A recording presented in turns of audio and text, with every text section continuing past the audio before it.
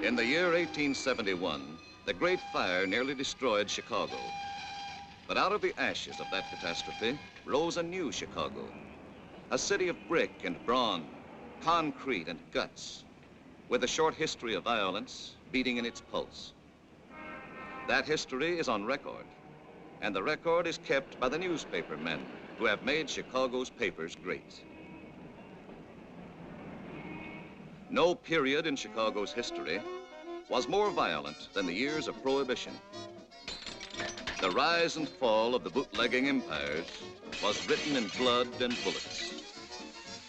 In 1932, there were 365 murders committed in Chicago, one for each day of the year. 8 policemen were shot down in the line of duty.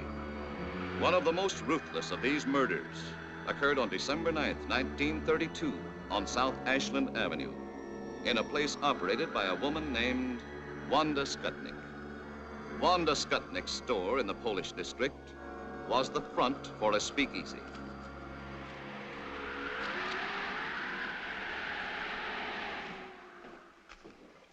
You got change for 20? That's all right. Pay me next time.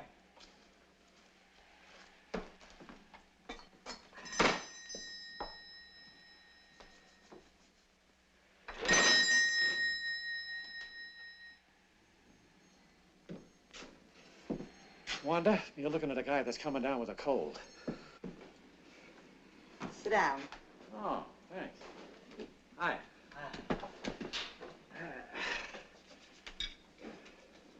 For a cold, this is good. Thanks, Wanda.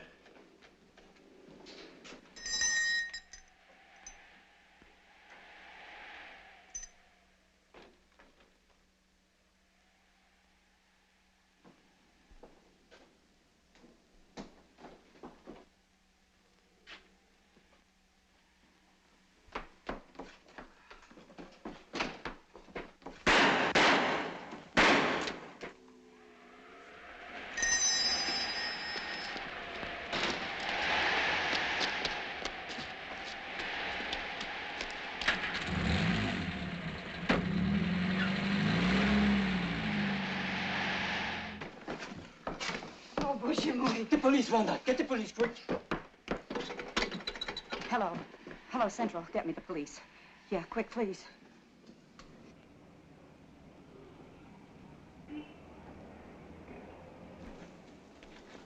This cornered, frightened bootlegger gave information that pointed suspicion towards a man named Tomek Zaleska.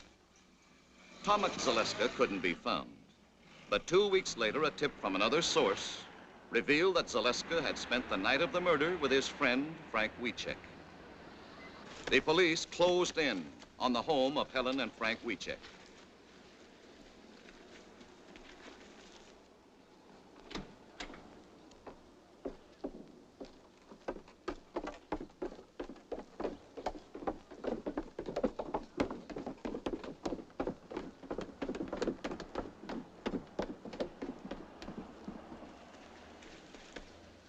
Helen and Frank were taken into custody for questioning.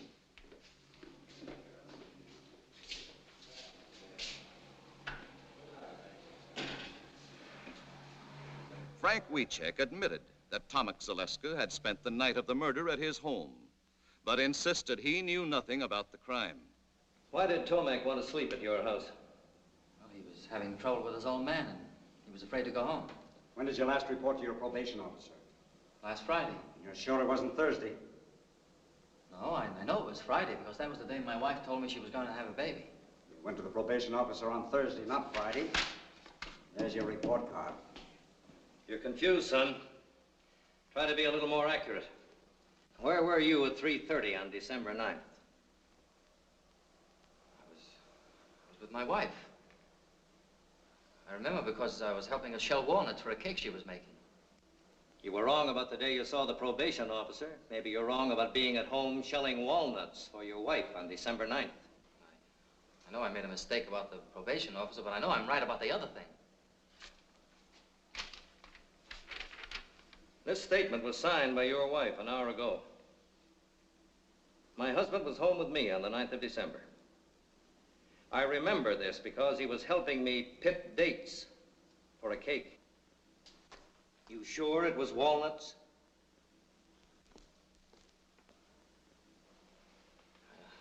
I don't know. I'm sure she must be mistaken.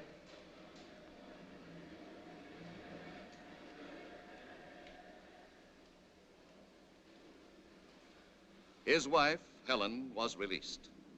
But because of Frank's confused testimony on insignificant points and his minor police record, he was held as a suspect.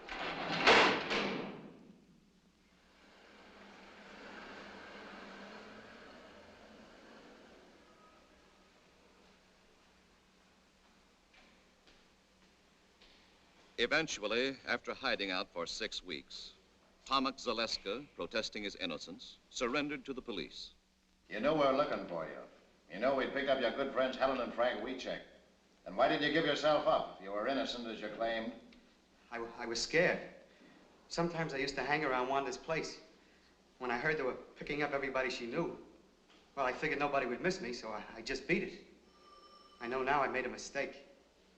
But I came in on my own hook, didn't I? When you went to Wiecek's house that night, what reason did you give for wanting to sleep there? I didn't give any reason. I used to spend the night there once in a while. You didn't give them any reason?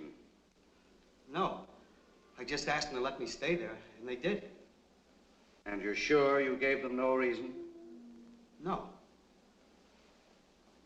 After identification by an eyewitness, Frank Wiecek and Tomek Zaleska were indicted for the murder of Officer Bundy and swiftly brought to trial.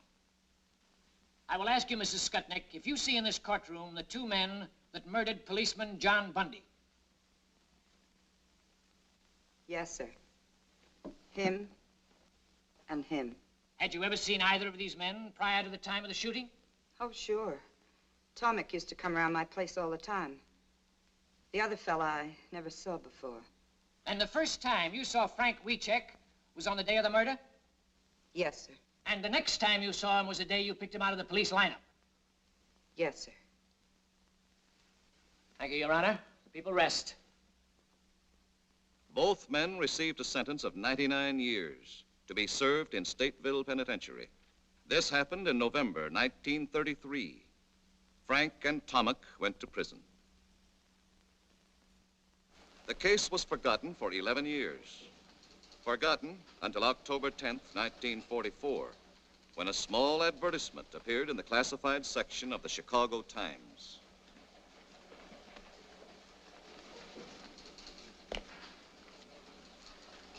Boy!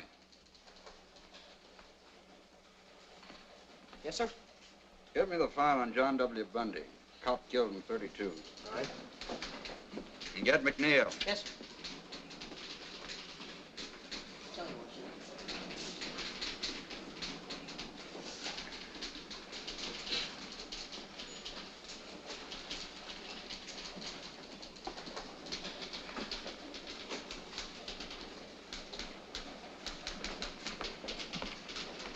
Check this.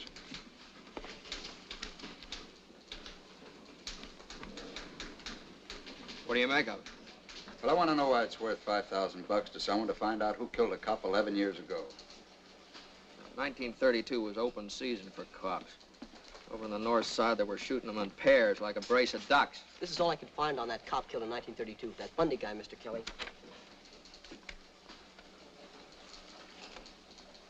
Oh, you see what I mean? He didn't rate much. Well, it wouldn't hurt to check it. You might get your name in the paper.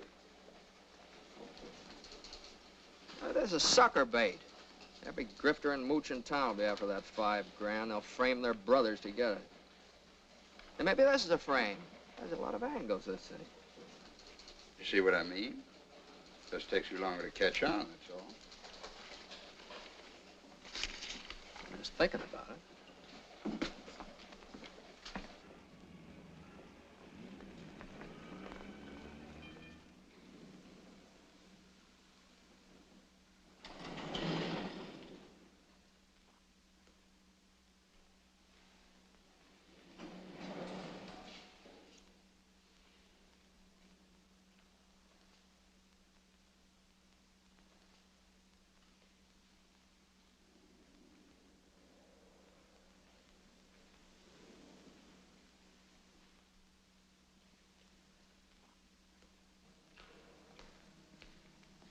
I'm looking for Tilly Weechek.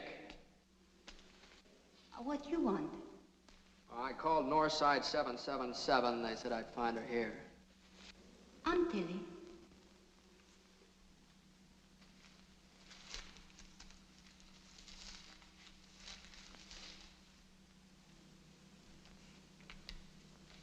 You run this ad? Yes. That's for me. You know something? No. No, I'm a reporter from the Chicago Times. We'd like to know why you're so interested in finding the killers of this cop. Frank Wiecek is my son. I his mother. My son's in prison for killing him. He didn't do it. My friends, they tell me if I offer big money, maybe somebody will tell who killed the policeman. Now, you mean your son's in prison for killing the cop, is that right? Yes, but he don't do it. My Frank's a good boy. He don't do this thing. About this $5,000. Where'd you get it? Is that important? Oh, yeah, it's very important. Where he got it, where you got it, might have a lot to do with the case. He might have it hidden away someplace. Maybe you got it from some mob that's trying to spring him. No. I work. I scrub floors. 11 years. I never miss a day's work. I earned it. Every penny. 11 years? That's a long time. Yes. You just say it. My boy, he lived it. Believe me, mister. You don't know my Frank. But me, I his mother. Well, you mean you got some new evidence, something that wasn't brought up at the trial? No. That's why I try to buy new evidence. No, you're just wasting your money. You'll get cheated out of it. No, not me. Look, lady. He's in for 99 years. Now, if you want to make good use of the money, send him lots of cigarettes and candy, try and keep him happy. You're very kind. But I not use my money for candy or cigarettes. If you're not able to help, I get my Frank out someday. Somehow, I dream of this day. $5,000 a lot for a dream. Yes. 11 years. I dream and I work. First, I tried $3,000. Nothing. Now I try $5,000. Suppose nothing happened. Then I work 11 more years. I get $10,000. But my boy, someday he get out.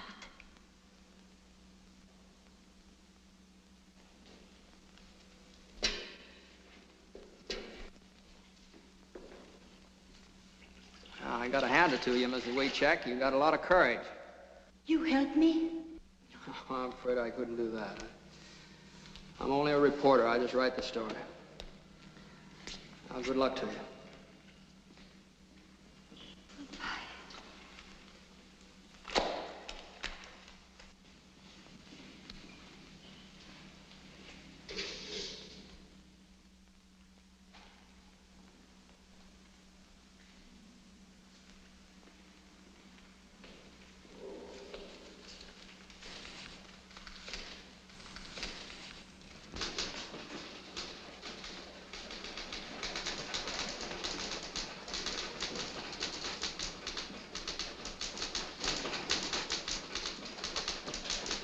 Great job, Max.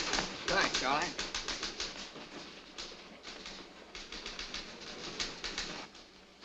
Mac.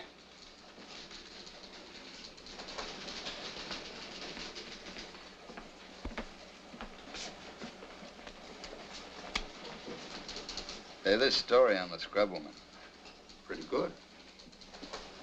How'd you like to follow it up by going out to Stateville and interviewing her son? Oh, now, wait a minute. I didn't write the story to glorify the son. He's a cop killer. Well, you got any proof he's a cop killer? Well, they didn't give him 99 years for playing hooky. He had a record. He was on probation when he shot the cop. Yeah, I know. I read the record, too. He's public enemy #1. He and a couple of other kids broke into a grocery store. He got $2 and a record. But in this case, an eyewitness identified him as one of the killers. The Supreme Court reviewed the trial. The conviction was upheld. Well, so what? It wouldn't hurt anything to hear what the guy has to say, would it? Well, why, if you go out there... Well, look, Mac, let's put it this way. Maybe I'm interested for personal reasons. Maybe I'm interested because my mother did the same thing. She scrubbed floors on her hands and knees for more than 11 years, sent me through school. Okay, I'll go out to the pen tomorrow and see him. How about expenses? Here's a voucher. Take it to the cashier.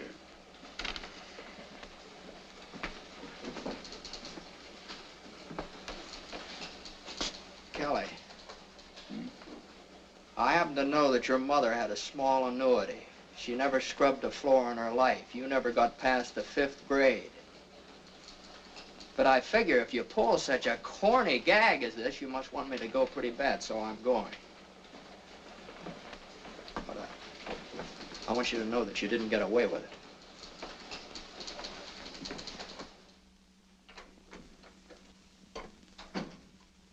Jim? Yeah? You're early tonight. What happened? I gotta get up at 8:30 in the morning, go out to Stateville and see that scrub woman's boy. Got something to eat for me? Mm-hmm, it's all ready. Hey. Hi. Hi.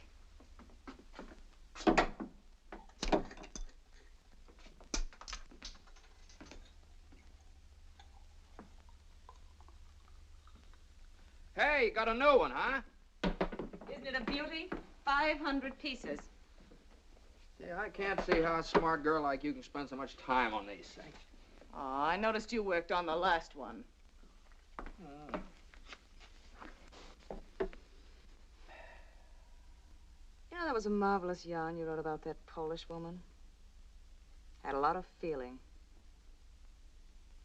What a magnificent thing that old lady did. Yeah, everybody's touched. Especially Kelly. I was, too. Makes you feel warm. Well, I hit it pretty hard. But don't start believing it. I read the files on the case. That kid killed the cop. He got what was coming to him. Now, I need a branch of a tree right in there. See one around? Oh, that sky. That sky. I wasn't thinking about the boy. I was thinking about his mother. I hammer out a sob story and everybody's blubbering all over me. You know what it is? It catches your imagination.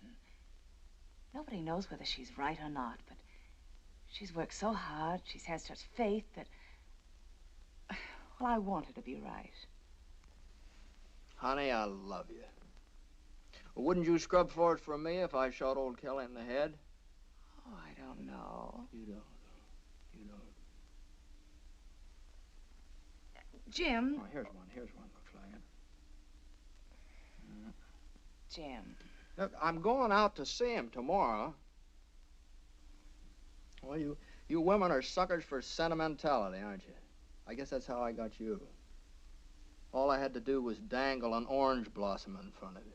Oh, it took a little more than that, Mr. McNeil. It did. Mm-hmm.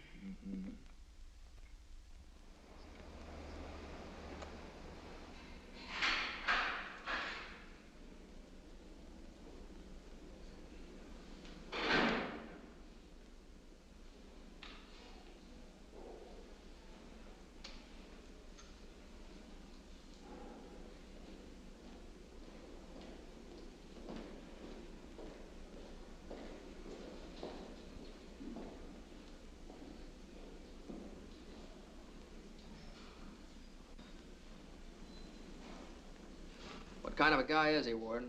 I like him. Oh. Frank, this is McNeil of the Chicago Times. He wants to interview you. Now, you don't have to consent to this interview or answer any questions if you don't want to. But I do want to. Sure I want to. Okay. That's fine. He's yours. Sit down, Frank.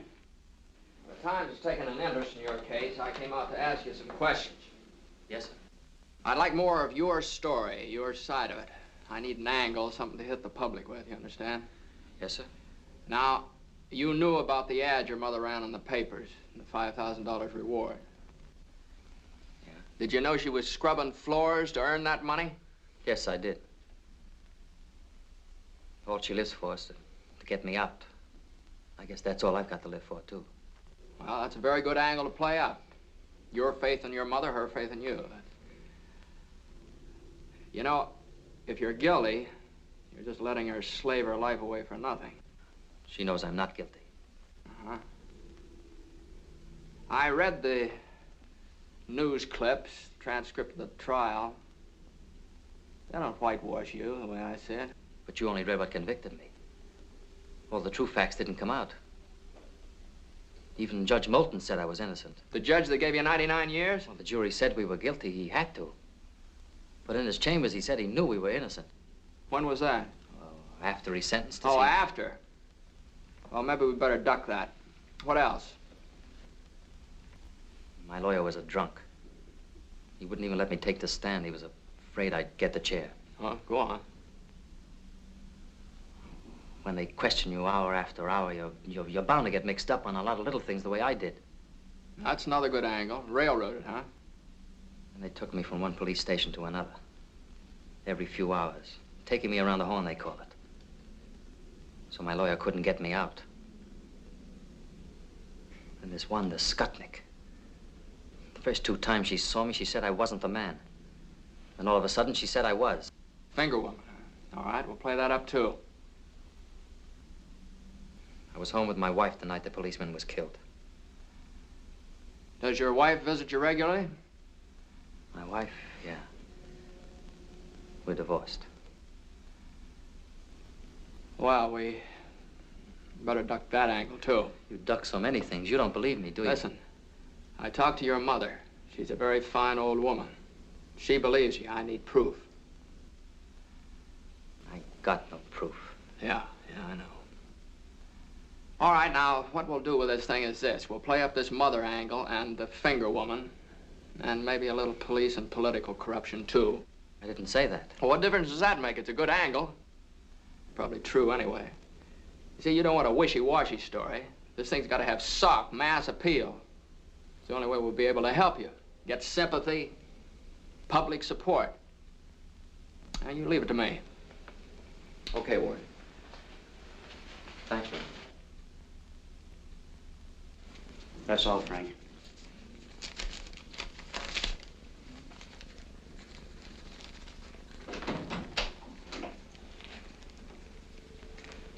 Are there any guilty men out here? Not if you hear them tell it. Sure make a hard pitch, don't they? 99 years is a long time. Maybe he'd been better off he got the chair.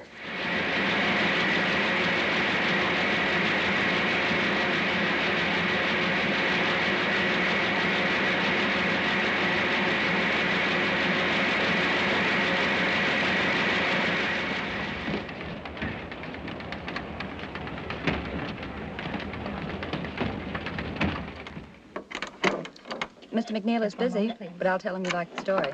You're welcome. Yes, the Times is going to continue with the WeCheck case. You're welcome.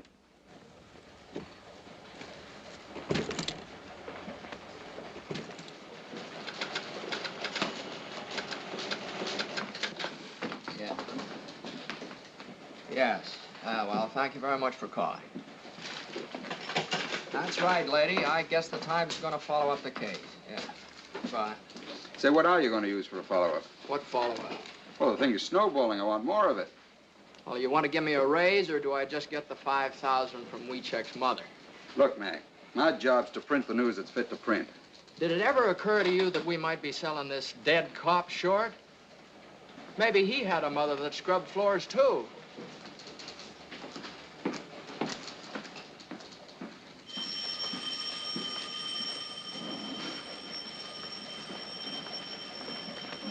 And another thing, you remember what WeCheck said about that judge that promised him a new trial? Well, the judge died 3 weeks after the case was closed. He's been dead for 11 years. Now, WeCheck's a pretty smart cookie, you know. He gives me a lead and knows I can't check up on it. Well, why don't you take a different lead? Look, Mac, you know we're getting on the average of more than 20 phone calls per hour from our readers. And every time that phone rings, you see those great big juicy headlines. I know, Chicago Times clears innocent man. Well, why not? Well, why not? It's impossible, Kelly. You can't do a thing like that. Listen, Mac, if you don't like the story, if you think he's guilty, end it. Write a finish piece and kill it. I'll take that deal. I'll interview his wife. She believed in him so much she divorced him. That ought to kill it for good.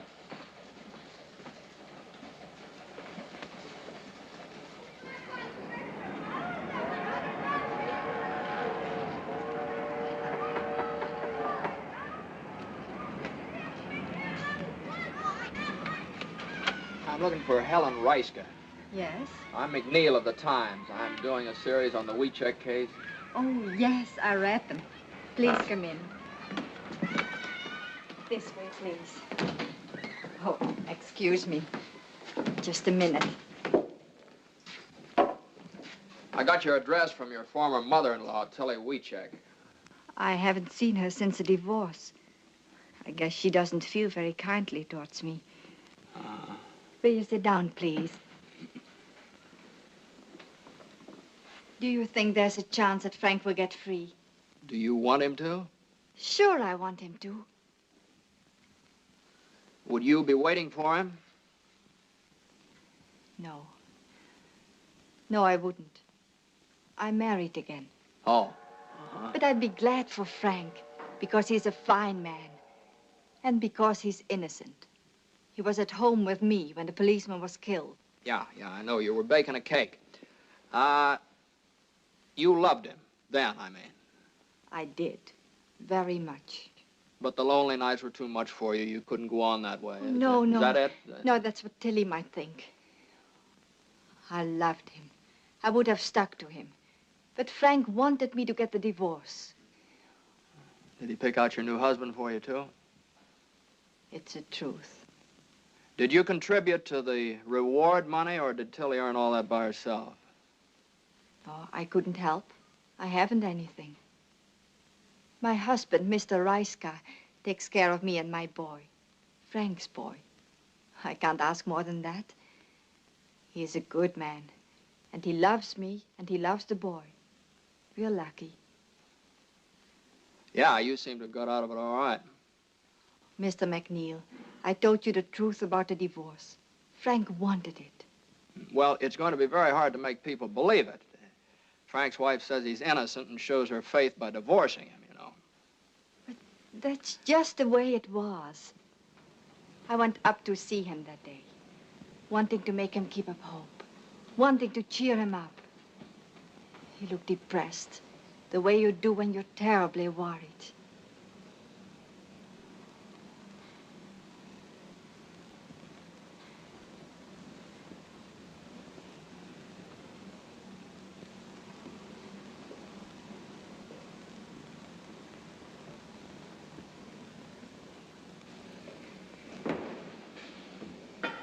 How have you been? Fine. How have you been? Fine. How's Ma? Fine. And the boy? How's the boy? Oh, he is fine. Always fine. Everything's fine. We have nothing to say anymore. Oh, Frank, darling, please. I know. So many things you don't say. You don't want to talk about the outside because I'm in here. You don't want to remind me. But I remind myself. I think of lots of things. Ellen, tell me, how's the boy doing in school? He's doing very well, Frank. But what about the other boys? Kids can hurt him bad. They're only kids, Frank. Yeah. They do not know what they're saying. I know. Son of a jailbird. Cop killer's son. Oh, it's nothing, Frank. I was thinking about moving to a new neighborhood anyway. He'll go to a new school. Oh, it's no good. A new school is no good, Helen. A new name. That would be good. Frank. I'm just like dead, Helen. In 30 years, maybe I can get a parole, if I'm lucky. 30 years. Helen, You've got to divorce me, Helen. You can't mean that, Frank. Yes. Love's not for us anymore, Helen. It's finished. Now we must think of the boy. Only the boy. My boy must live for me. But I couldn't do it, Frank. I just couldn't.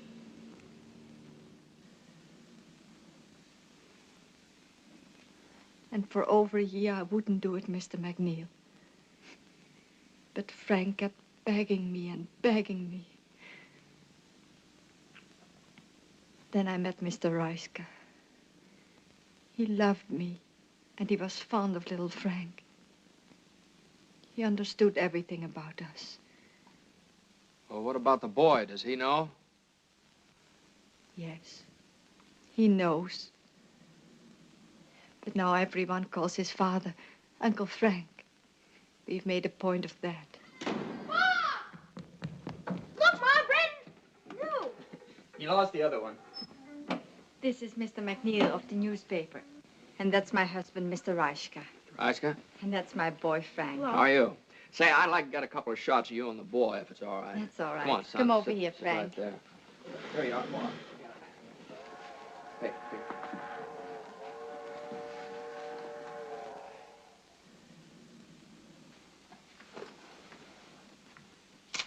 Mr. Reiska, you mind if I ask you a couple questions? Certainly not. Were you in Chicago in December 1932? Yes, why? Did you know Helen then? What do you mean, asking such a question? Any objections to answering? No, no objections. He's got to ask everything, dear. I know that. I didn't meet Helen until after she was divorced. This can be proved by our friends. I see. You understand I have to ask a lot of questions. Sorry. What's he asking all the questions for anyway? What's the big idea? Well, it's about your Uncle Frank. He's not my uncle. He's my father. Well, thank you, folks. Goodbye.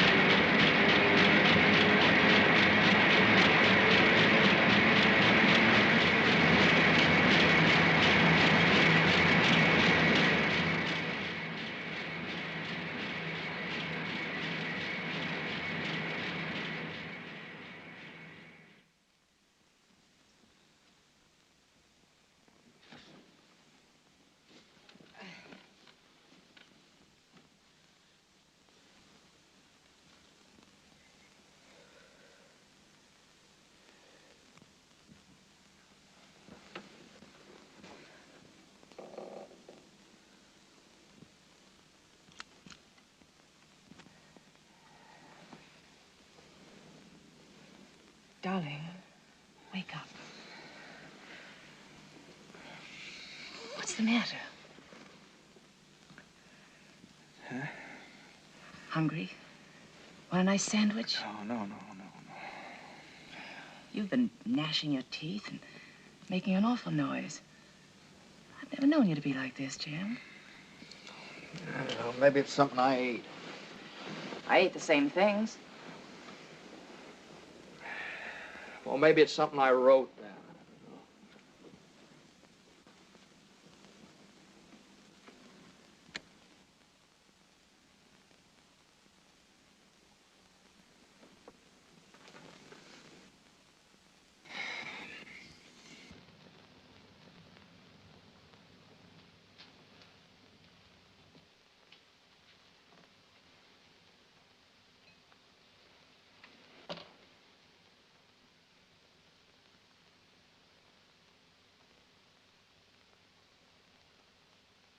You look nice. Will you marry me? I did. Oh, yeah, that's fine. Thanks. You're welcome. Just remember I'm here. Come on over here. Maybe we can work this out together. What's the matter? Won't the pieces fit together? Some of them, but they make the wrong picture. Pieces never make the wrong picture. Maybe you're looking at them from the wrong angle. Sometimes it's mighty hard to figure. Why don't you let go? You want him to be innocent. You want him to be free. Admit it. Oh, maybe you're right. Maybe I do want him to be free. And that doesn't make me believe he's innocent. If you want to believe, that's enough. Believe it. Will you marry me? Oh, that's right, you did. Will you fix me that sandwich then? Hey.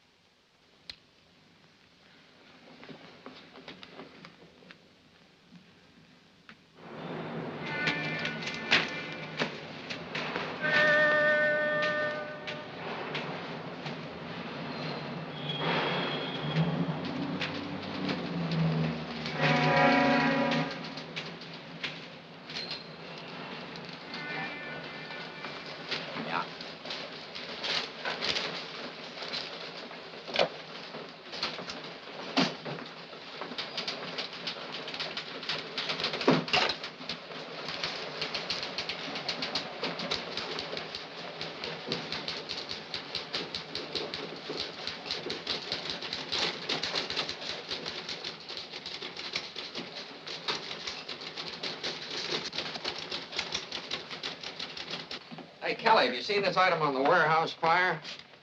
Might be a firebug, arson ring. You think there's anything to it? There might be. I'll follow it up. Is that an assignment? Sure. Oh, Mac, I know there's nothing more to the WeCheck case. It's all washed up. But before you tackle this warehouse yarn, the warden called me this morning. WeCheck wants to see you again. Well, for what? I don't know. Maybe he wants to confess. Well, I was just up there. Don't I get time off for good behavior?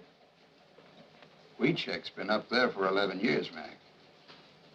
That cop's been buried longer than that.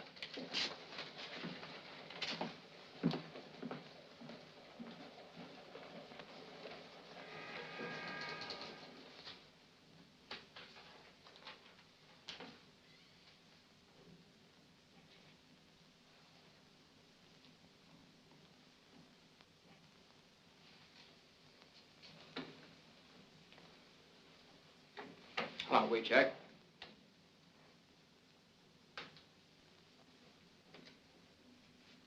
Mr. McNeil, I sent for you to tell you that I don't want you to write anymore about me or my family. I've read what you've written. I've seen the pictures of my mother, my wife, and my boy. We poured our hearts out to you, unashamed. Well, you wanted help, didn't you? That's the only way you can get people interested in the case. Nobody's going to read a little two-line ad like your mother ran in the paper. 500,000 people have been following this story. Now, somebody might know the killers and get in touch with us. I don't want that kind of help. I'll stay here 1,000 years. But you must not write anymore about my wife and my mother and my boy. My mother is doing this for me, not to sell your papers. Oh, now, wait a minute. I made my wife divorce me, so my boy has a new name. Now you put his picture in the paper. You spoiled everything for him. I don't know. I thought I was doing a good job. No. This is writing without heart, without truth. Before I thought maybe some crook lawyer would try to get the $5,000 from my mother. But this I never figured. Yes, I say it. I'll stay here. I'll stay here 1,000 years. But never write anymore about my family. Leave them alone. Leave alone my wife and my boy.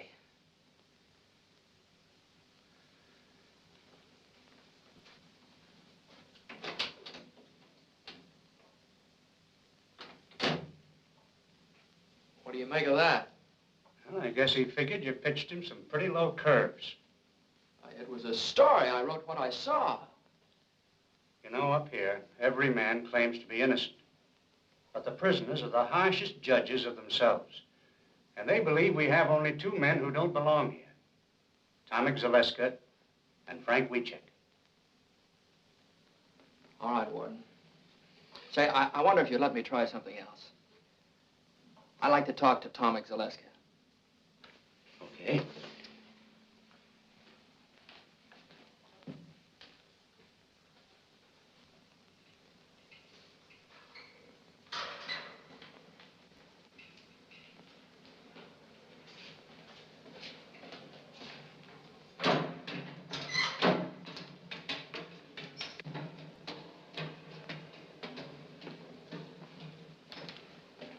I'd like to talk to Zaleska. Yes, sir.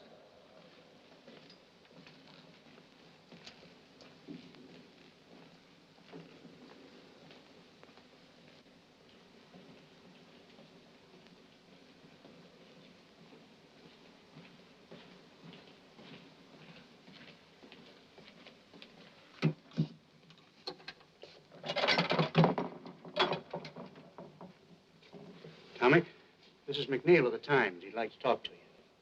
Yes? Warden, would it be stretching the rules too much if I talked to him alone? No.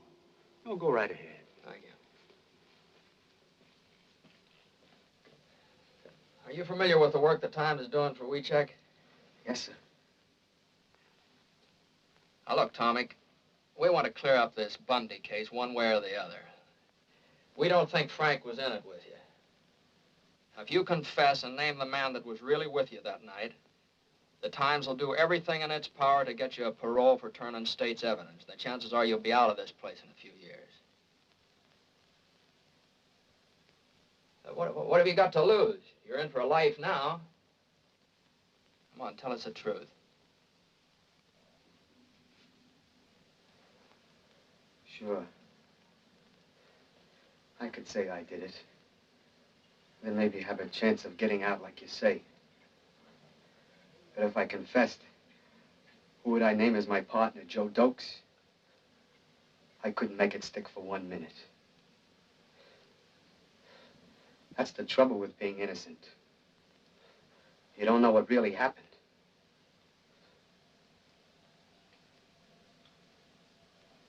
I didn't do it. Me and Frank had nothing to do with it.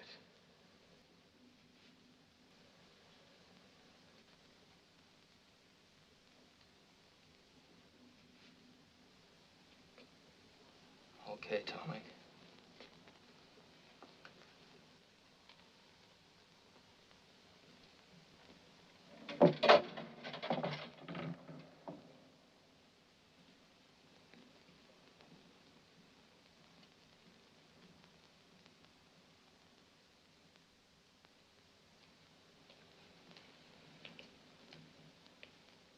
Well? You must run a nice jail. This guy doesn't want to get out either. I'm gonna get this out of my system if I never write another line. Warden, do you think Wiecek could talk to me again? Yeah. Yeah, I imagine he would. I'll take you over to the hospital. He works there.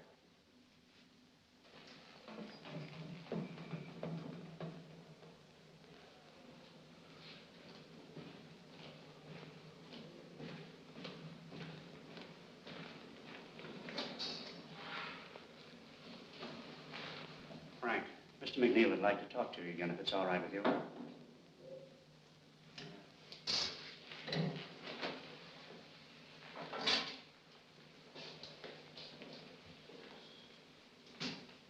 Look, Frank, I've decided to go on with this case.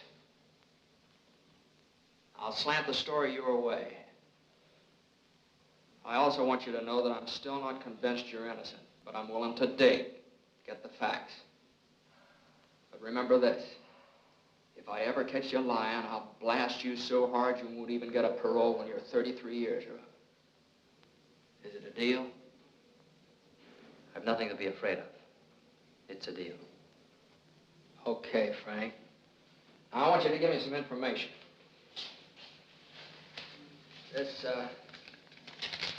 This judge you told me about, you know, the one that died.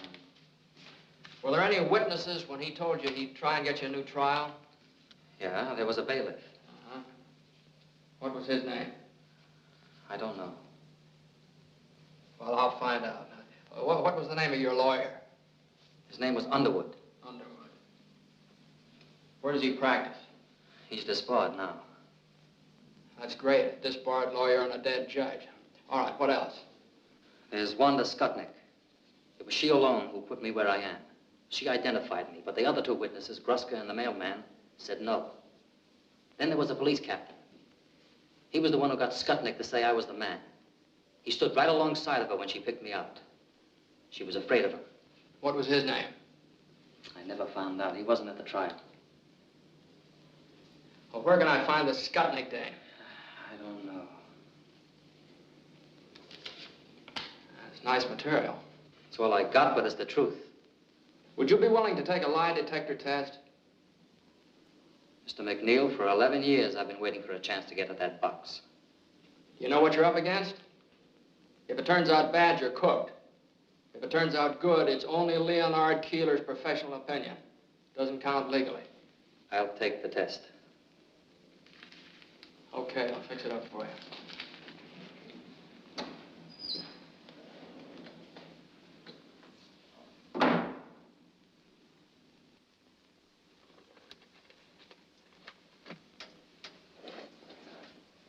Listen, kid, take it from me. Keep away from Keeler and that lie detector. I'm not afraid of it. That's what I said. Why, I had the cops, the state's attorney, even my own lawyer believing in me. I was a cinch. Then they talked me into going up against that box. What happened? What do you mean, what happened? I'm doing life, ain't I?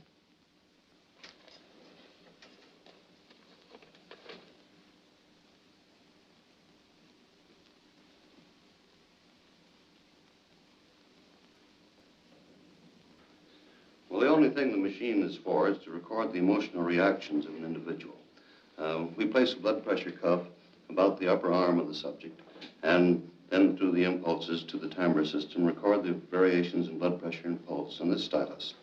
Then the pneumograph is fastened about the subject's chest, and we record the changes in the respiration. And the electrodes fastened on the palm and the back of the hand to record the changes in electrical conductivity of the skin.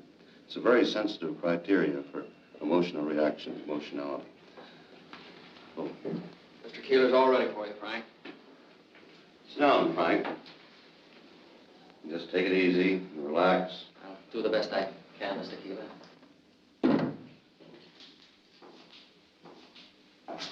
Come, Mac.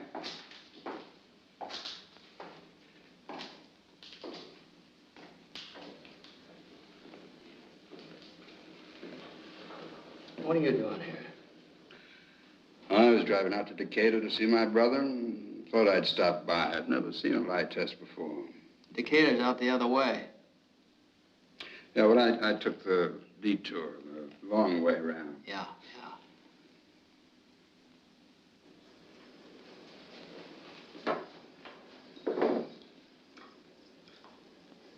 These are a pair of electrodes.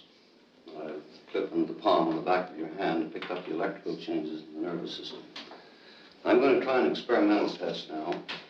I want you to take one of these cards, look at it, remember the card that you chose, and then place it back in the group.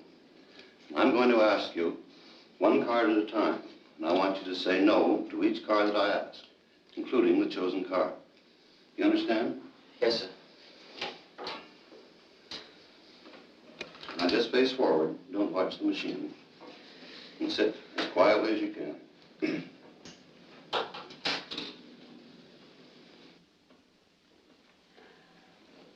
Hey, what's he doing that for? Oh, he's forcing him to lie so it'll show on the graph. Gives good basis for judging Wiechek's reactions. Did you choose the 7 of clubs? No. Did you take the 3 of spades? No.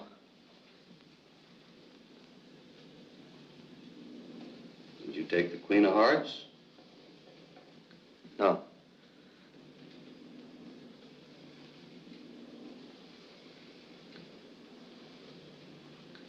take the ace of hearts? No.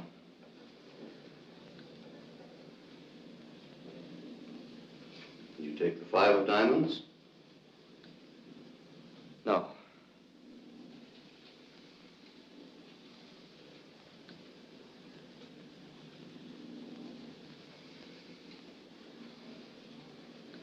Did you take the 6 of clubs? No.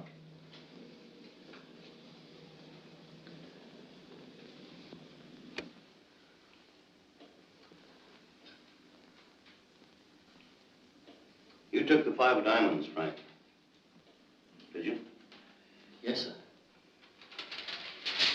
Now I have a prepared list of questions I'll ask you. I want you to answer all of these questions now by yes or no. And if you have anything to explain, do that after I ask you all the questions. Just turn around and face forward. Sit as quiet as you can all the way through the test.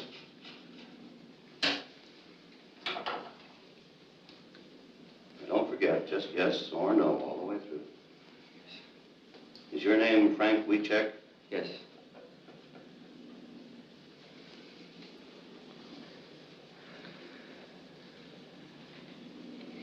Did you have breakfast this morning? Yes.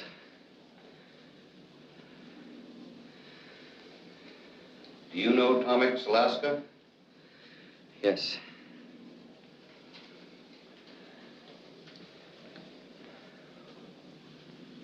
You're 6 feet tall, aren't you? 5'9". Just a minute now, Frank. Just yes or no, all the way through. I'm sorry, sir. And sit quietly. Yes. I'll have to begin again now. I'll just ask you some of these questions. I'm sorry. Is your name Frank Wiechek? Yes.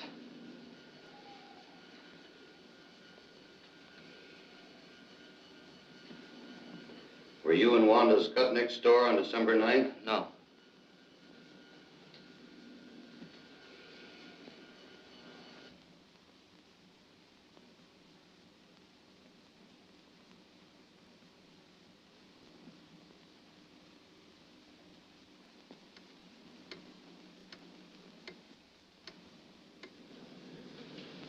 Were you home at the time of the robbery? Yes.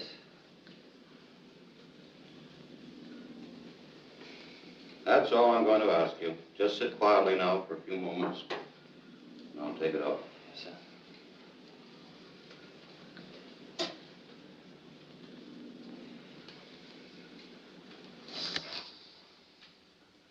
Well, we're all through, Frank.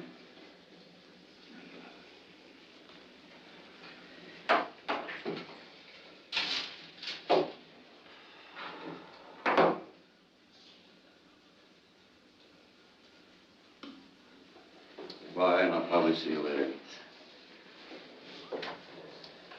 See you later, Frank.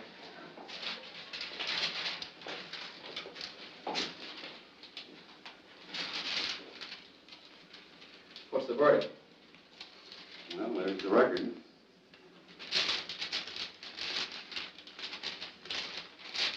Well, what's that jump there? Well, he reacted in all 3 curves, very specifically. He lied to that question. Is that where you asked him if he killed Bundy? No. Are you married? Well, but he didn't lie. He isn't married. He's divorced. Yes, but he's a Catholic, and he still thinks he's married, and he feels within himself that he's married. And so he reacted in deception. But do you think he lied about anything else? Well, we run so many records today, 4 or 5 of them. I'd like to take a little time to go over them and compare one record with another and the reactions. And, well, I'll call you later on this afternoon and let you know.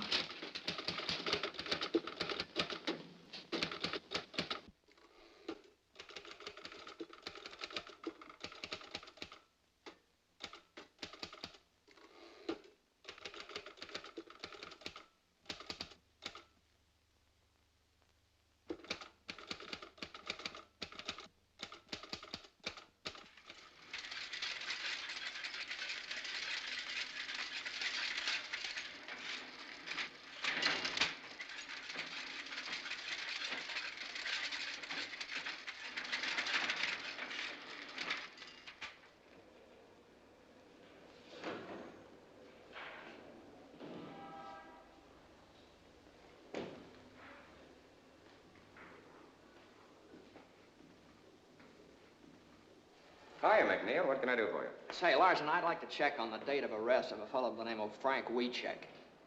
You mean the cop killer? Oh, I'm just trying to do a job. I'm afraid I can't help you, McNeil. Our arrest books for 1932 are in the warehouse.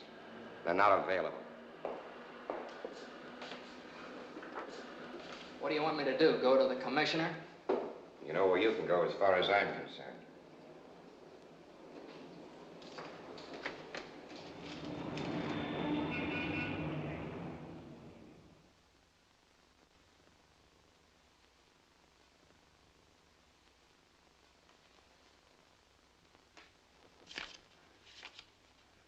Here it is. Booked for murder December 23rd.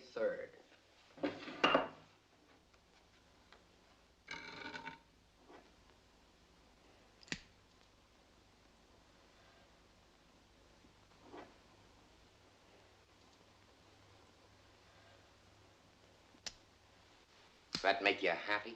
One of the things I was looking for. He was booked on the 23rd. Now, if I could just find out whether he was arrested before then. What difference would that make? Well, if he was arrested before the 23rd, it'd prove that this Skutnik dame could have seen him a couple of times before she identified him. Captain Norris of the New City Precinct handled the Skutnik identification. He never operated that way. Captain Norris, huh? Say, let me see the arrest books for December 1932, will you? I can't help you on that. Look, all I'm trying to do is to find out whether this fellow Wiechek is a cop killer or not. You know, back during Prohibition, the police department got pretty tough when a cop got killed. Now you're talking like the guy on the street. Always thinks we're running around with rubber hoses beating up innocent people. Look, you seem to think the cops framed Wiechek. You're the one that's doing the framing. You're framing the best police department in the country. Bundy was a good cop and a good man. Why don't you write about his wife and son? And about the other 357 cops killed in the last 20 years. Oh, back in 1932, they did a lot of... Maybe they did, but they weren't always wrong. How do you know? Were you in the division at the time? No. All I can say is it's awful hard for a man like me to be fair to a cop killer. And supposing he isn't a cop killer? Maybe I ought to help you, but I just can't. You've helped me plenty, don't worry. Captain Norris, huh? Had charge of the Skutnik identification, huh? Well, it looks like he's sort of mixed up in this himself. Maybe I better go over and talk to him. You better take a shovel with you. You'll have to dig him up. He died in '38.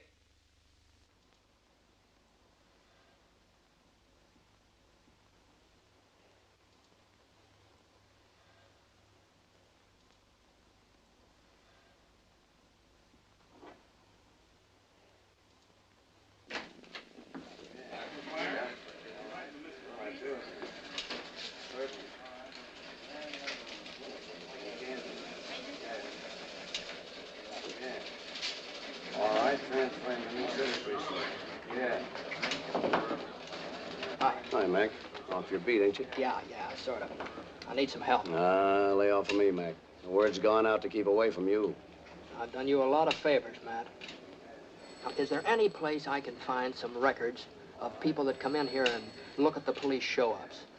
Material witnesses. Somebody might have been subpoenaed to come in here and identify Wiechek. If we kept that kind of stuff, the books would fill Soldiers Field. Well, now, would there be any photographs, anything We like that? don't take no pictures in station houses. Press boys might get a shot of the witnesses on the steps, but never inside. Now, look, Mac. If I'm seen talking to you, I'm going to be back walking my old beat. Now, why not be a good guy? And don't be here when I get back. May I use your phone? Yeah. Use that line. Don't touch those.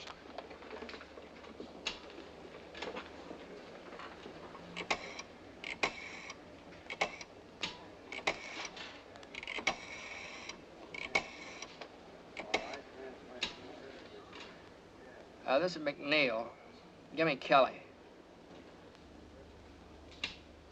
Say, check through our files to see if any of our boys took pictures of the Wiechek arrest in 1932. Get someone to check the Tribune and the rest of the papers. Now, listen, Kelly. A photographer takes maybe 10 shots, prints one of them. I want to see the other 9. Now, listen.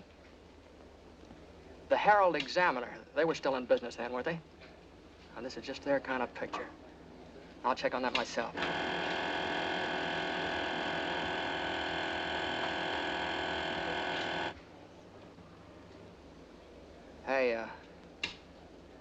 Just thought of something. See you later.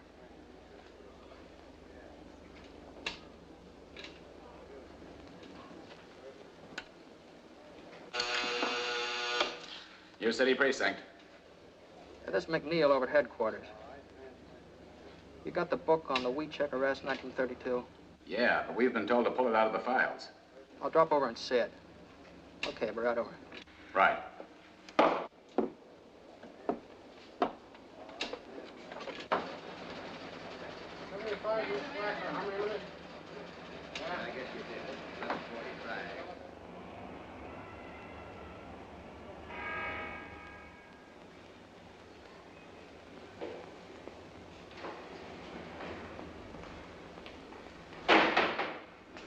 Yeah, I'm McNeil. I just phoned you from headquarters.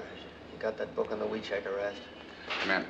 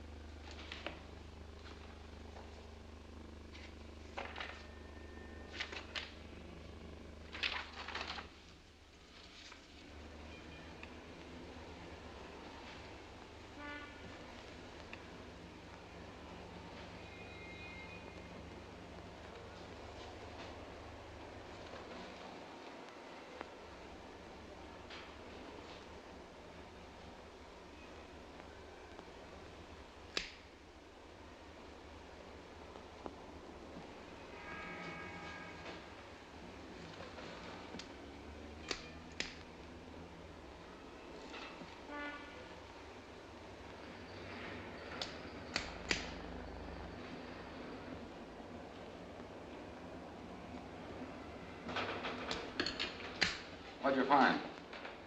Weecheck was arrested in the morning of the 22nd. He wasn't booked until the afternoon of the 23rd. Norris took his time, didn't he? What'd you say your name was? McNeil. What division? I'm McNeil of the Chicago Times.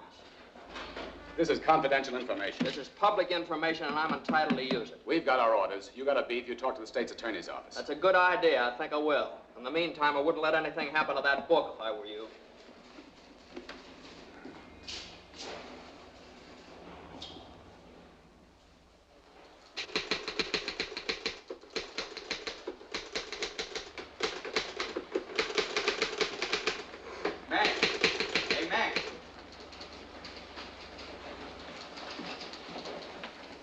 Hey, this is hitting him pretty hard, isn't it? I haven't even started on him yet. I think this whole thing stinks.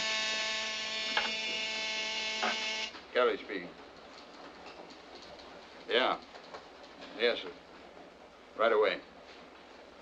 That's the boss. He wants us both. Let's go. Let's go.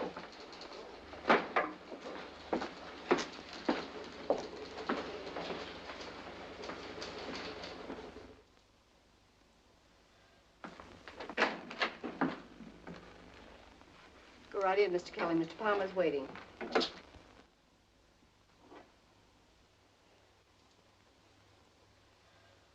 Mr. Kelly, Mr. McNeil, I believe you know the commissioner. Oh, Mr. Faxon from the state's attorney's office. And this is Robert Winston representing the governor. How do you do, sir? Of course, you know Mr. Burns. Mr. Kelly, these gentlemen object to our handling of the Weecheck story. Mr. Kelly, we feel that the Times, through you and Mr. McNeil, is slinging mud on one of the finest police departments in the United States. And specifically, we object to your efforts to arouse sympathy for a man who killed a police officer. We'd just like to point out, gentlemen, that Frank Weecheck was convicted by a jury. His case was reviewed by the Supreme Court, and the conviction was upheld. All these legal authorities believed in Frank Weecheck's guilt. Well, a long time ago, a lot of people believed the world was flat. At this late date, do you wish to impugn the integrity of the jury and the court? If they were wrong, yes. Back in 1932, a steady stream of convictions made good publicity. Remember? Frank Weecheck was found guilty, and he belongs where he is. Were you in the state's attorney's office in 1932? Why, yes, I was, but I didn't have anything to do with the Weecheck case. I have no axe to grind, Mr. McNeil. But I believe you're unnecessarily discrediting this regime.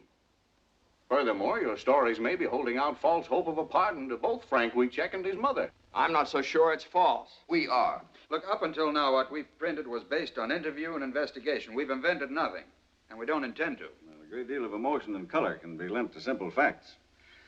The governor feels this entire matter is undermining law and order. But Wiechek is innocent. It'd be criminal for us to stop now. Well, you must remember, Mr. McNeil, that another political party was in power at that time. We're not to blame, but the public tires us with your brush. You can't destroy the confidence we built up in this regime just to sell newspapers. It may have started like that, but it isn't that way anymore. Now, look, gentlemen, believe me, this man is not guilty. I don't know if he's guilty or not, but we don't want this police force persecuted anymore. Well, what's the difference? Oh, now, just a minute, gentlemen. The governor wants this thing cleared up. We're not asking you to forget the man if he's innocent, but we don't want this dragged on and on just to promote circulation. Now, we have a proposition to offer you to settle this thing once and for all. I can suggest to the governor that he set up a hearing of the pardon board. If Wiechek is exonerated, he'll get a pardon. But if you can't clear him, you're to drop this matter once and for all. Is that a deal? What do you say, Mac? It's a deal if Mr. Palmer says so. Okay. It's a deal. I'll ask the governor to set up a special hearing next week. Are you ready to accept that? Yes, I am. There's just one thing, Mr. McNeil. If you go before a pardon board and they turn him down, it'll go on Wiechek's record. Then when he's eligible for parole, that record may hurt his chances. Now, mind you, there's no regulation. There's no law. But the very fact that he was investigated by the pardon board and turned down may have a prejudicial effect upon his application. What you're doing is gambling with Wiechek's parole. Now, that's a chance we'll have to take. Well, gentlemen, that's settled then. We're agreed. Thank you very much, gentlemen. We'll live up to our end of the bargain. Goodbye. Goodbye, sir. Bye. Goodbye.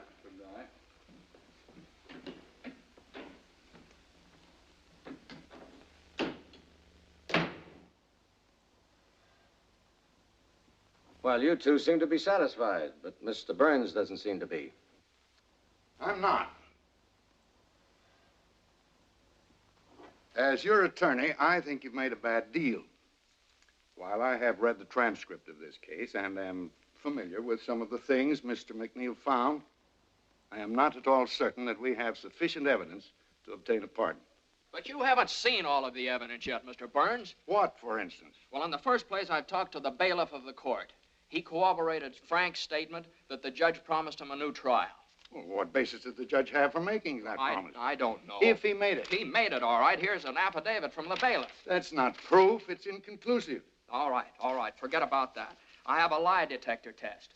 And Keeler's sworn statement that the fellow is innocent. Inadmissible.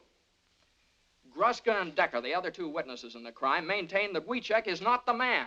And they also testified that this Wanda Skutnik couldn't possibly have recognized anybody. But have you found her?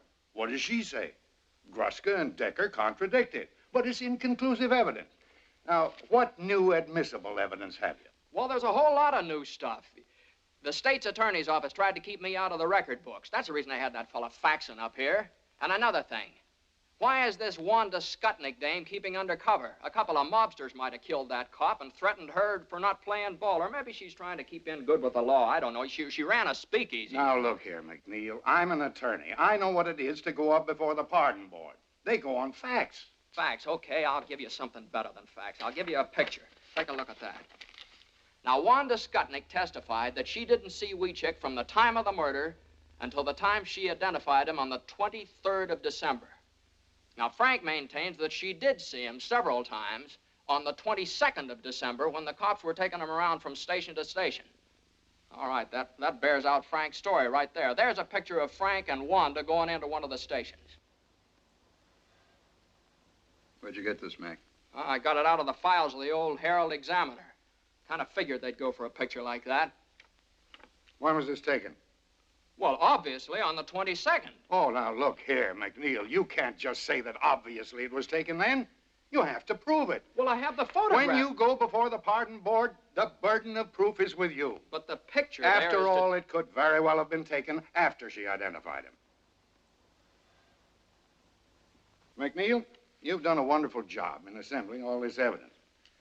But the law of the state of Illinois requires only one eyewitness for an identification and conviction. So far, that witness has not altered her statement, and that fact still stands.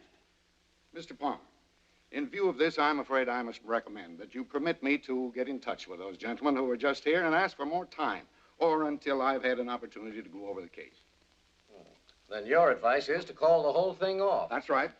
Oh, now, Mr. Palmer, I realize that Mr. Burns knows more about the law than I do. But I want to tell you some things about this case you don't know. I went into this thing believing nothing. I was skeptical. I figured Wiechek is using his mother to spring him. But I've changed my mind. This man is innocent, Mr. Palmer. I know that without any doubt. Now, it's true I haven't found Wanda Skutnik, but I want a chance to find her. I want a chance to get this guy out of jail. Now, if you call off this hearing, I'll never get that chance again. The bargain stands. Thank you, sir. Just a minute, McNeil. Let me give you one last piece of advice. Even if you do find this Wanda Skutnik, I don't believe she'll ever change her testimony. There's only one thing for you to do. Discredit her. Prove she's a liar. Otherwise, you're wasting your time.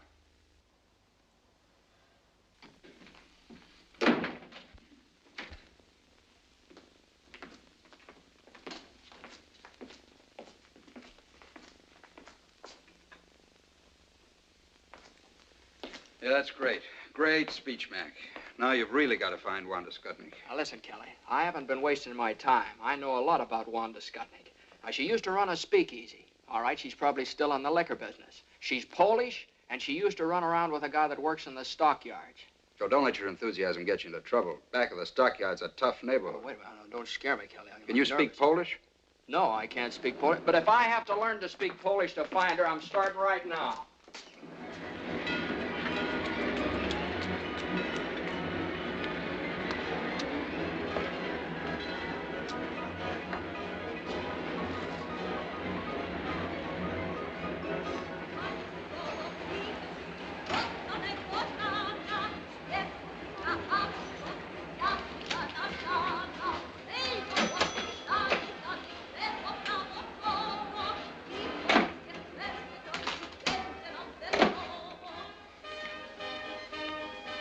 What do you have?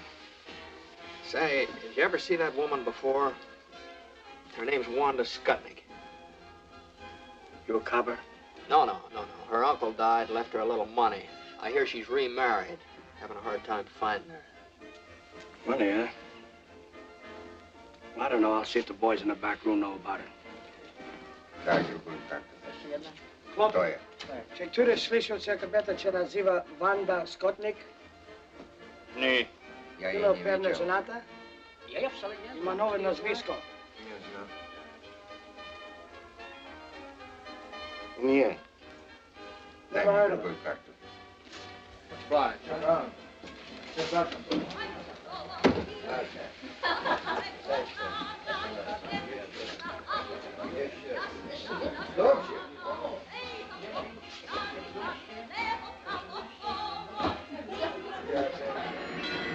McNeil divided the district back of the yards into blocks and sections, and for days and nights systematically combed every beer parlor and saloon. Ja panu powiedziałem, że więcej już nie będę pracować. Tak ciężko robił. O, panu opowiadam. That's all for me. Sure. Na zdrowie panu. Na zdrowie.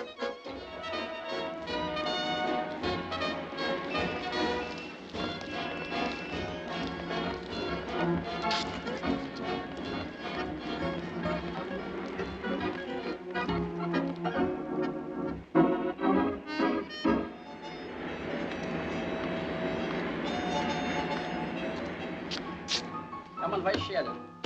Ile ty masz? Ja wszystko wygrałem.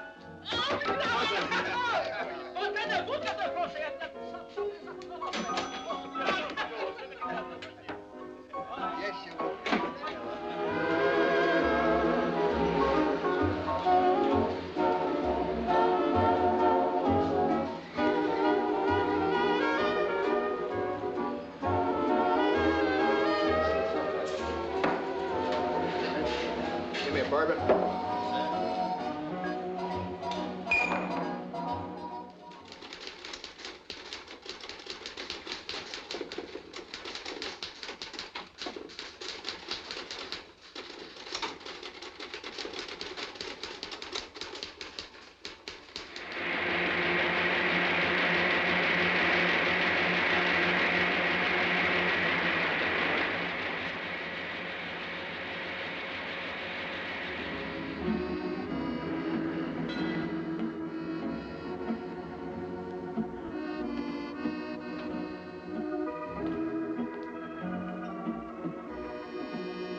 have? Here's your ride.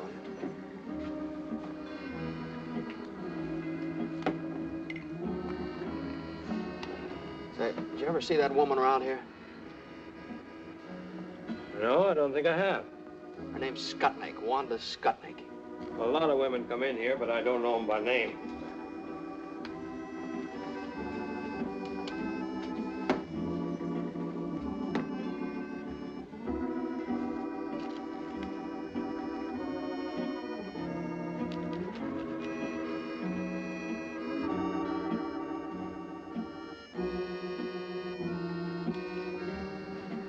Your name McNeil? Yeah, why? I've been wondering when you'd hit this neighborhood. I've been reading your stories in the paper. About Wanda Skutnik? Yeah. You know her? Used to. Used to be good friends. You know where I could find her now? I might. Where? What's in it for me? What do you want? I owe him $1.75. Okay. Where is she? I ought to have one to talk on. Yeah. Hey, a couple of drinks here, huh? What happens to Wanda if you find her? Oh, not a thing. I'm just going to ask her some questions. There ain't no warrant out after her, nothing like that. No, nothing like that. Leave the bottle here, too, will you?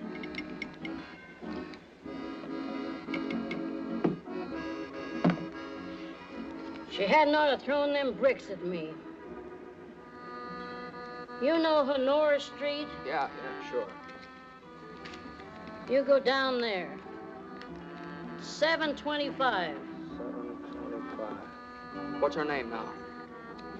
Siskovich. Wanda Siskovich. But don't tell her I said so. She's got a bad temper. I don't want her throwing no more bricks at me. Won't tell her a word. There you are. Thanks.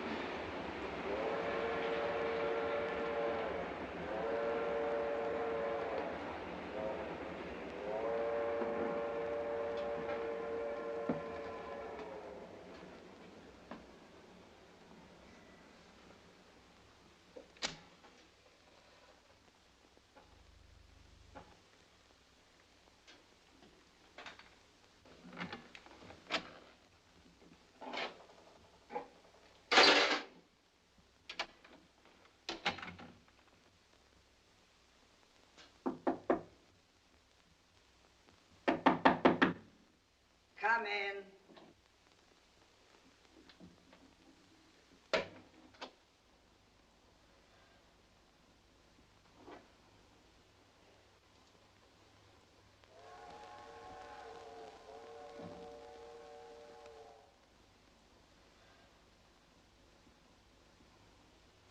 Who are you? I'm from the Times. Get out of here. So you're Wanda Skutnik. Yeah. I've been wondering when you'd show up. Now, look, lady, I'm not going to give you any trouble. I'd just like to ask you a few questions. You want to cry in my beer? All I want to know is this. Is there any possibility that you might have been mistaken when you identified Wiechek? No. Well, if you're so positive, we can prove it. Will you take a lie test? A lie test? You think I'm crazy? Look, will you give me a sworn statement?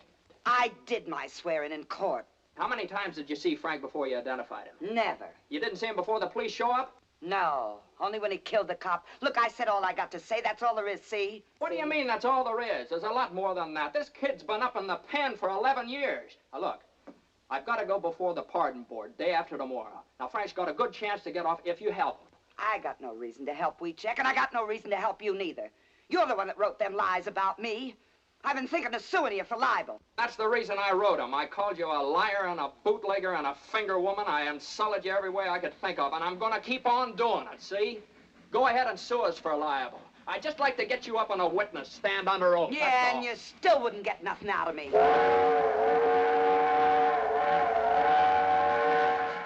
Why you bother? Put that down. You want to go to jail? Now you get out of here. Now listen, maybe there's something you didn't think of. There's a $5,000 reward, you know. $5,000? And what's more, you don't have to do anything about it. Just tell me enough to clear things up, get Wiechek out, and you get the $5,000. So what do I gotta do? Just tell the truth. Who got you to identify him? Who are you afraid of? Nobody, nothing, nobody. I ain't afraid of nobody and ain't got nothing to say. Wonder, it's $5,000. Shut up! Now you get out of here. You ain't gonna get nowhere. I identified him. I told the truth. It's him. I ain't never gonna change my mind. It's him. Now get out of here. Boris!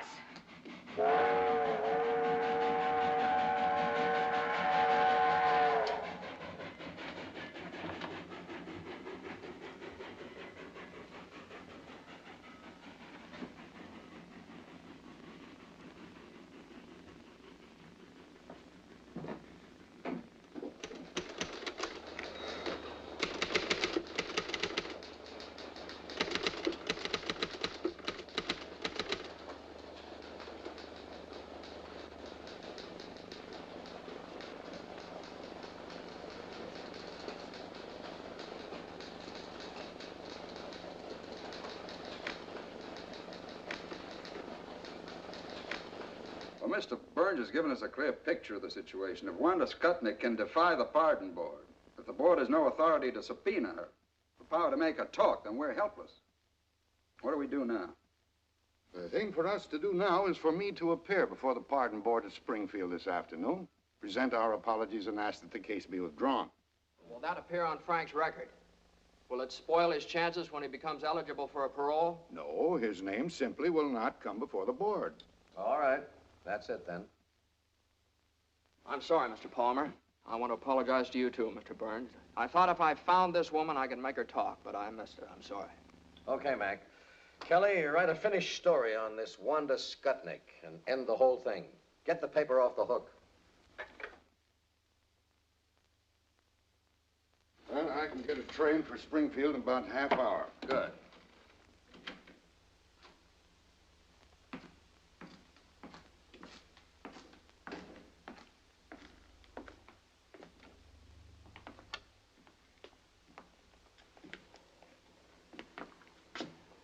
Big day for the Wiecheks.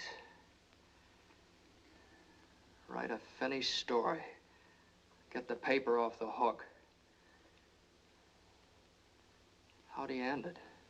Well, first you better go out and see Wiechek's mother. I couldn't do that. I just couldn't do that, Kelly. What do you want her to do? Read it in the paper?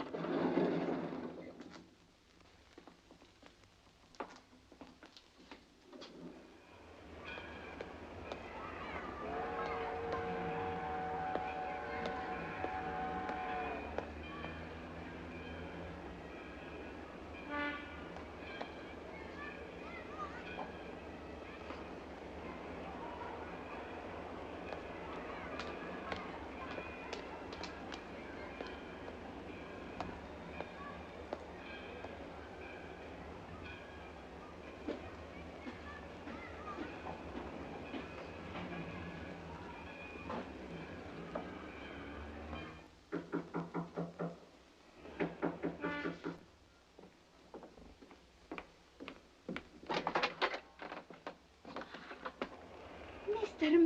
McNeil, come in. Thank you. Oh,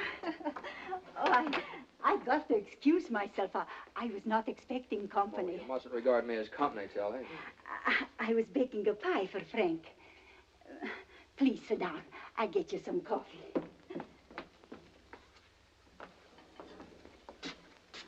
I really can't stay, Tilly. I just came out to talk to you about something.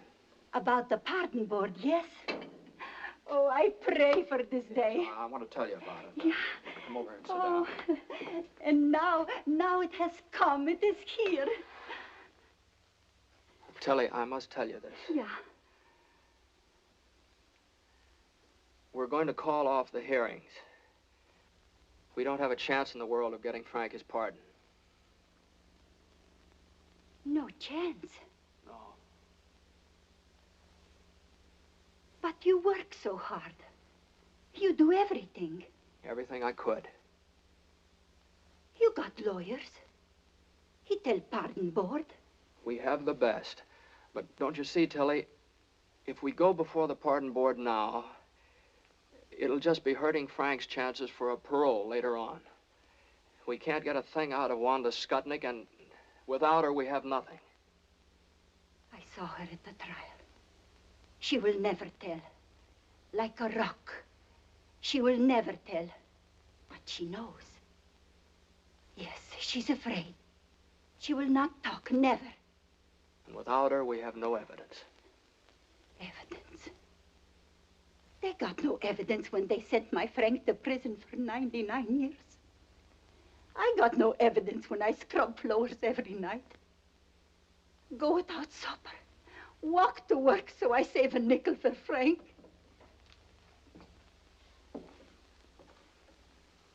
Evidence? What is this evidence?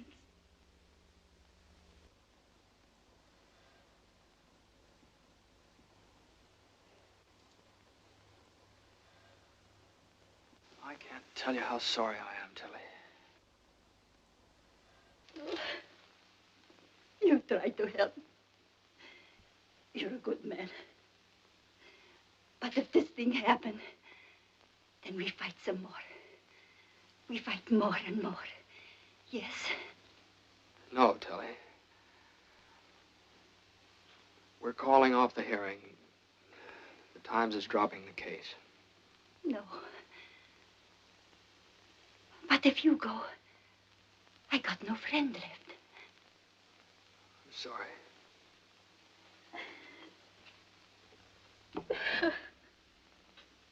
No friends left. No friends no more.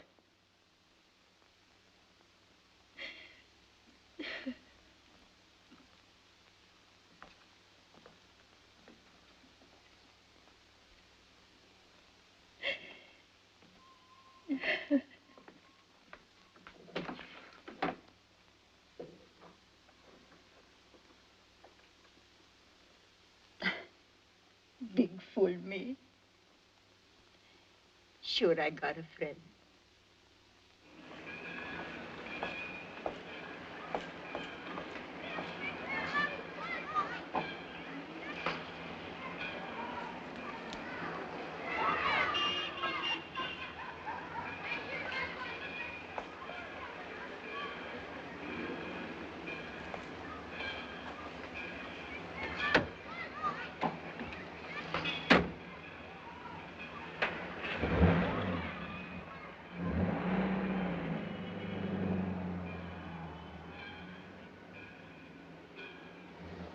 Where to?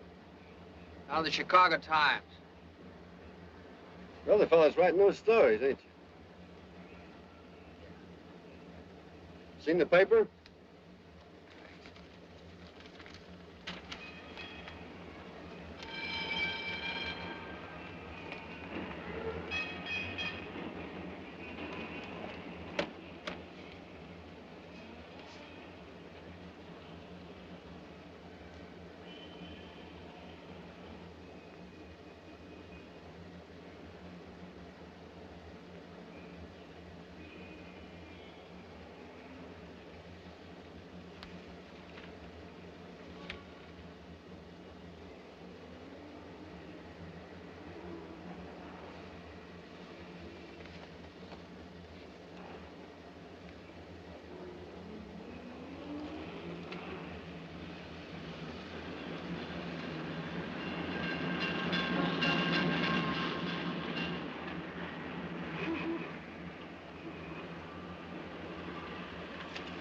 Hey, change that, will you? Get me down to police headquarters. Fast as you can. Right away. McNeil of the Chicago Times. First door on your left, Mr. McNeil.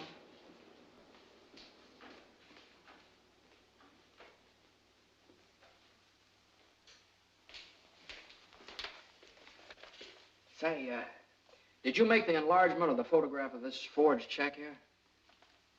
Yes, why? I got a picture here. I just wondered, could you blow that section of the picture up right there?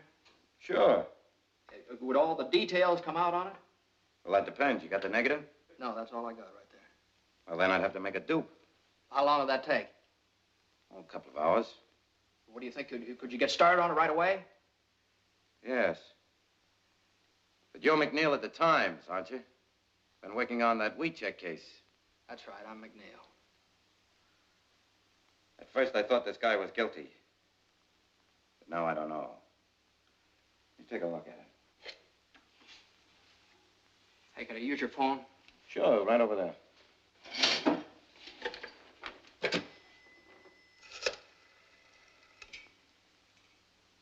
I want to put in a person-to-person call to Mr. Martin J. Burns. He's up at the state capitol in Springfield, Illinois. That's right. Yeah.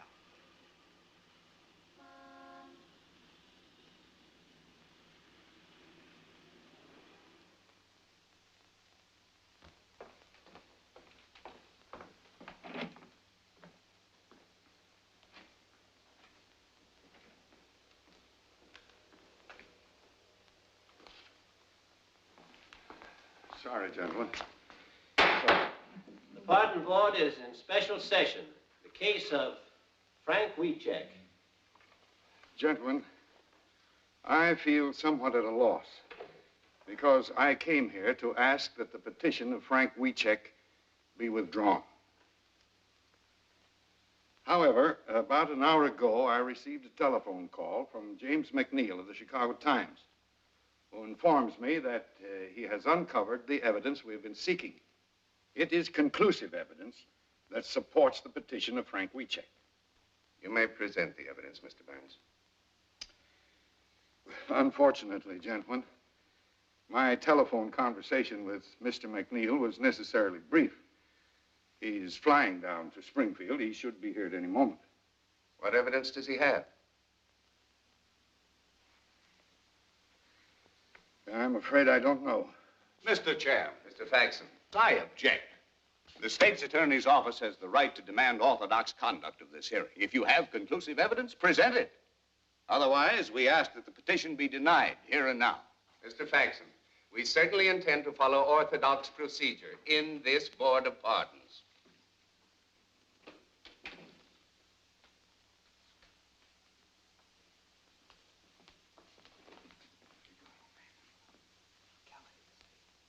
Kelly's sending it over the AP wire. Have you got anything at all? Don't have a thing. We just have to stall them. Let me talk to them. All right. Mr. Chairman, gentlemen, I'd like to ask your permission to have Mr. McNeil of the Chicago Times address the board. Granted. Thank you, sir. Mr. Chairman, gentlemen, I'd like to apologize for being late, but it was just impossible for me to get here sooner. I don't know how much Mr. Burns has told you. Strictly from a reporter's point of view, understand, I've assembled what I feel is a very solid case. And of what does this case consist? Well, it consists of such debatable items as a lie detector test. Now, I realize that you're unable to accept that. You want evidence. But sometimes the weight of evidence, just because it's in the record, is heavy enough to crush the truth. We'll discuss the shortcomings of our judicial system some other time, Mr. McNeil. Yes, sir, I'm sorry. I realize that at the present time you want facts. We have a notarized affidavit from the bailiff of Judge Moulton's court that the judge felt that Wieczek did not receive a fair trial. We have those documents before us, Mr. McNeil. They could hardly be called conclusive. Yes, sir. But as you probably know from those documents, Gruska and Decker contradicted Wanda Skutnik's testimony, and those affidavits bear them out. The board is aware of that too, Mr. McNeil. But Wanda Skutnik has not altered her testimony, has she? Wanda Skutnik lied from beginning to end. She lied about everything. You know, it's a very funny thing about the Statue of Justice up there. She has a sword in her hand. It's a double-edged sword. Cuts both ways. It keeps cutting the ground out from under everything in favor of Frank Wiecek, but the other side of it, that isn't so sharp. It doesn't cut the ground out from under Wanda Skutnik, and she's the only one responsible for Wiecek's conviction. Now, I have a police record here that proves that Wiecek was arrested on the 22nd of December. I have another one here that proves he wasn't booked until the 23rd of December, one day later. Okay. Wanda Skutnik testified that she didn't see him from the time of the murder until the time she identified him in the police lineup. Here's a photograph of Frank Wiecek and Wanda Skutnik together going into a police station. Now, take a look at that, gentlemen. That's new, and that's the basis of my conclusive evidence. The two photostats of the police records merely indicate that some time elapsed between Wiecek's arrest and the time he was booked. As a reporter, you know very well that this is a common occurrence at police stations. Yes, sir, but what about that photograph? It must be perfectly obvious to you, Mr. McNeil, that we have no way of knowing when this picture was taken. Was it on the 22nd or the 23rd? Or was it during or after the trial? Yes, sir, I know. Now, gentlemen, that's what delayed me.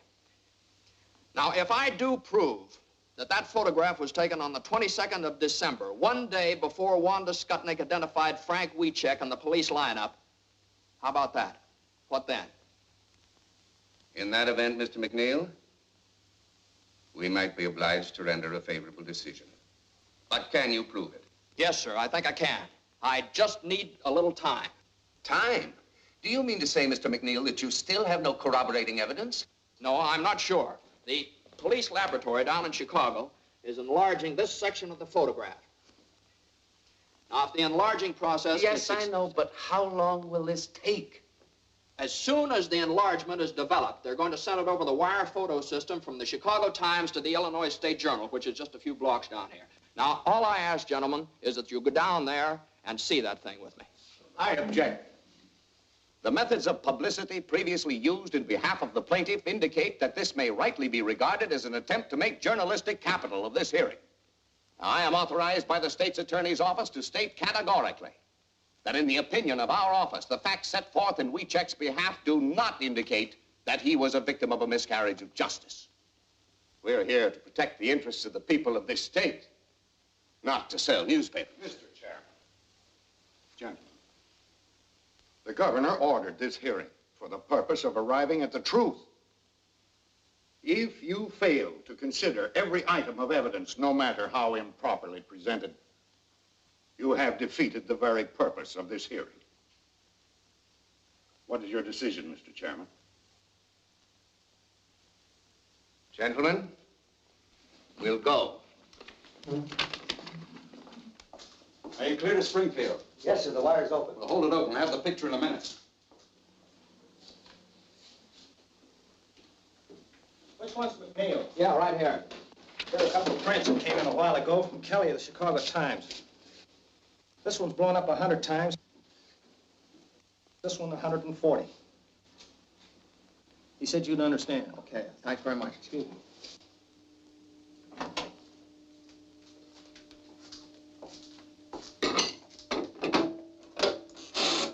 Ask them if they're ready. Springfield, are you ready for this picture? We're ready.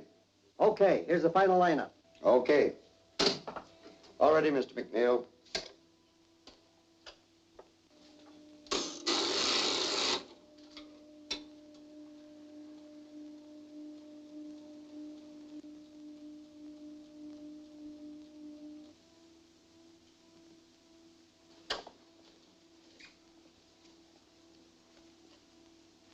Gentlemen, let me explain to you what's happening here. As you remember, this is the picture I showed you before, you know, and this is the area we're working on right here, the newsboard. All right, now this print is that area enlarged 100 times. And this print is that same area enlarged 140 times. Now, the picture coming in now is this area right in here, blown up as big as possible. Well, what do you expect to find in the enlargement? The date on the newspaper held in the newsboy's hand. Is that possible? Frankly, I don't know, sir. It depends on a whole lot of things. The condition of the dupe negative, the density of the print. I've been doing a little praying, too.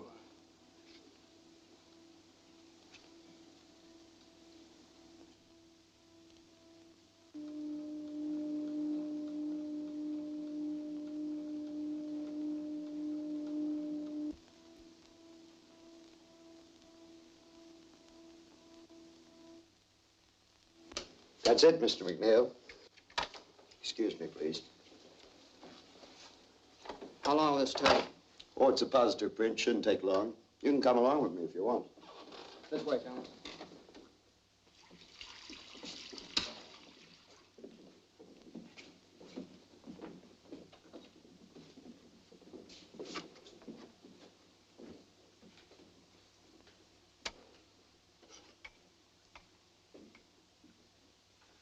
Remember, this is the area I showed you.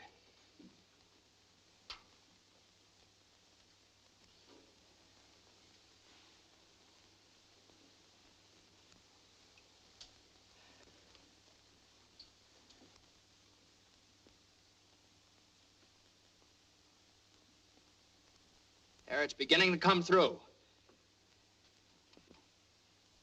Now, what's the date? What's the date?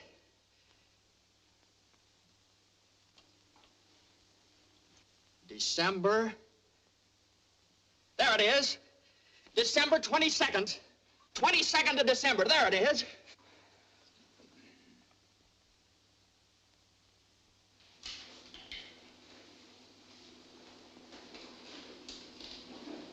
Goodbye, boy.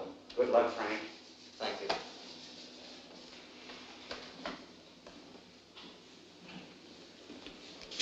New suit and $10. Almost $1 a year. Oh, look, Frank. It's a big thing when a sovereign state admits an error. Remember this. There aren't many governments in the world that would do it.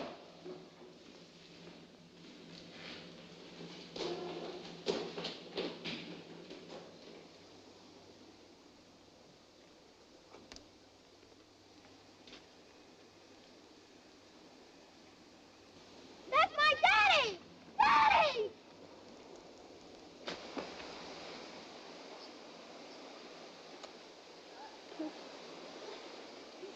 Ranush! Ranush!